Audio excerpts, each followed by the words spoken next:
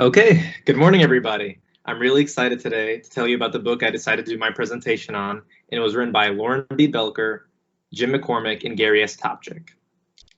And it's called The First Time Manager. But in my case, it would be called The First Time Industrial Manager, because I'm majoring in industrial management. All right, so before I dive into the chapters that I really related to the most, I wanted to take one of my best friends, Naomi's advice, and give you my why to reading this book. So my why behind reading this book is, although engineering is like one of my greatest passions, I know that later on in life, I'm going to want to use the lessons I learned as an engineer and more importantly as a leader to lead those around me.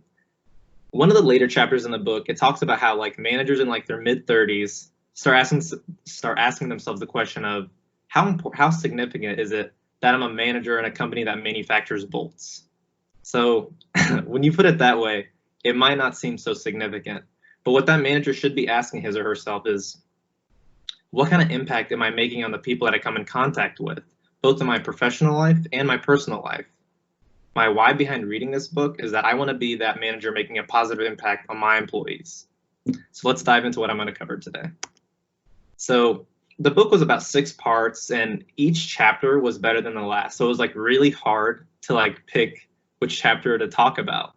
But I try to pick the 5 that I thought related to me as well as my audience the most. So there's also even a chapter on having like a sense of humor, but since everybody knows I have that, I'm not gonna go into that chapter. But the chapters that really hit home for me were the road to management, showing your appreciation, management versus leadership, and being well balanced, and a touch of class. So starting with the road to management. In this chapter, it talks about how a lot of times people get promoted to a managerial position based on how well they do their job. And like that makes sense, right? But the thing is, once you make that switch to a manager, it's not really focused on how well you do a task anymore. It's people focused, and it's watching that task get done. And I felt that would resonate with a lot of us in the LDP because, I mean, we know our technical skills don't equal our leadership skills, and that they're 2 different things. And just because you have one doesn't mean that you have the other. The best way I can describe it is like, imagine like being a soldier in like this Cold War right here, and you're in the trenches. These soldiers are probably so like focused on the task at hand that they can't see past the trench. But as a manager or a leader, you have to bring yourself out of the trench and lead your soldiers or teammates to your victory or your end goal. And just like how you have to lead your team to victory, you also have to make sure to show appreciation along the way.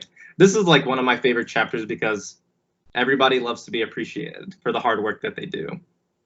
And in the book, it talks about how some managers don't do it often because like they might not see it as like important or like, oh, that's just their job. Like, why am I going to appreciate them when they're getting paid? Well, that's a real cool way to look at it.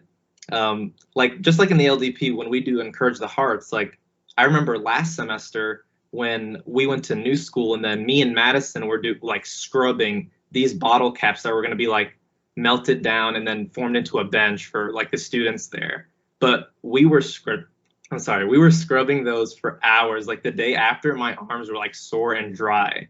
But then like a couple days after, Madison did an encourage the heart for me, and I was like, that honestly powered me through the week.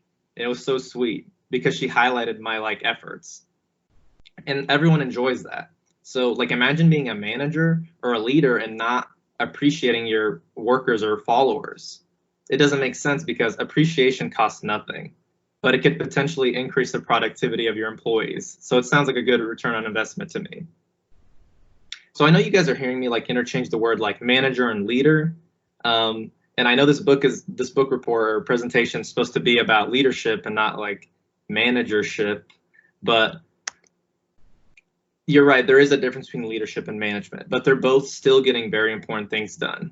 So in this Venn diagram, it's talking about like leadership, like instilling an inspiring vision, and then management, instilling good operational processes. So you need both of those.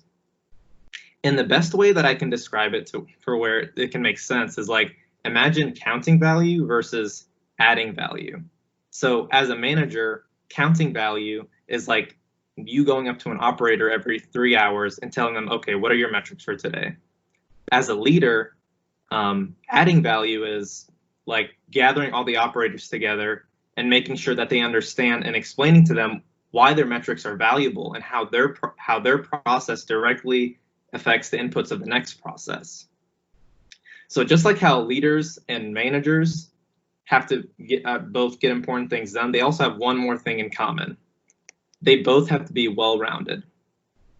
So in the book, in this chapter, it talks about like how when managers like make the switch to being a manager, they're like so focused on their work, and they're like, okay, they're breathe, sleep, eat manager. But the thing is, when you do that, you become one-dimensional, and it's like really easy to get burnt out that way. The book suggests to like make sure that you have like a good balance of like your personal life and your work life, because let's face it, you need time to like, just get work out of your head. And like some of the most creative moments happen when you're not engaging your brain so hard at work. Like everyone's had that moment where they were thinking of a problem like all day, and then they're doing something, or they might be in bed and they like wake up and they're like, wait, I know the answer to that. So making sure that you're well-rounded is really good, like having hobbies or like working out and like doing reading that isn't related to your work. So also doing community work. So like in the LDP, we all have like our fair share of community work, and it's really important because as like when you're in industry, you're taking from the community as well, but you need to make sure that you give back. And the good thing about it is obviously that you're giving back to your community, but some criteria for like executives when they get hired is their leadership inside and outside of the organization. So great. Now we know the difference between technical skills and leadership skills. Now we know we have to show appreciation, and then we have to be a well-rounded person to be a really good leader or manager. Well, there's also one more thing that you got to make sure you do when you're doing those things, is having class. So when I say class, it means like being classy in the way that you act. So Tyler, how would you best describe class? Can you repeat that? Class? Sorry. Like when I say like how would you best describe class is like in the manner that you act, like being classy. Holding yourself to a higher standard, I guess. Nice. That's a pretty good way to put it. Thank you for volunteering. So in the book, it talks about having class and how in a manager, it's like style and elegance in one's behavior. And it consists of what to do, and often to even a greater extent, what not to do. And they had like a whole list of examples of like what's classy and what's like not classy. Like for example, like class leads by example, or class in a manager means loyalty to one's staff. And like when I was reading through this, I was like, you know what, there's like some that are like, I guess I'm a pretty classy person because I do some of this stuff already. But I read other ones and I was like, you know what, I could probably work on this. And just like Alex said last week in his presentation, he said there's always a way to sharpen your saw.